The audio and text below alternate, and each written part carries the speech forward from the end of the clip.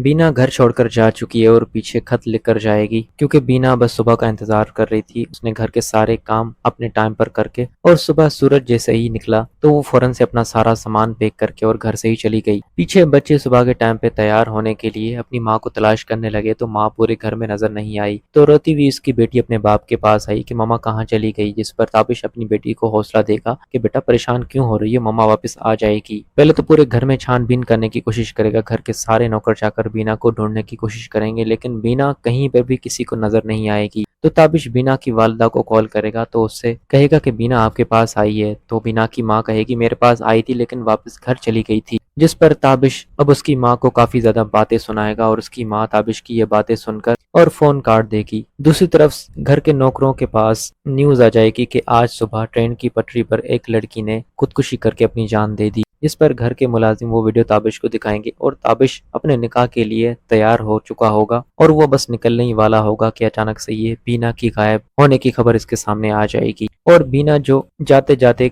दराज में खत लिख कर जाएगी वो ताबिश पढ़ लेगा और उसमें सारी बीना की कहानी लिखी हुई होगी कि कितना टूट चुकी थी बीना ताबिश की दूसरी शादी सुनकर। ताबिश बीना का वो खत पढ़कर और कहेगा ये मुझे ब्लैकमेल करना चाहती है, ये समझती है कि ये सब कुछ करके मैं इसकी आसानी में ये सारी बातें छोड़ दूंगा, लेकिन बीना अब मैं तुम्हें कहीं का नहीं छोड़ूंगा।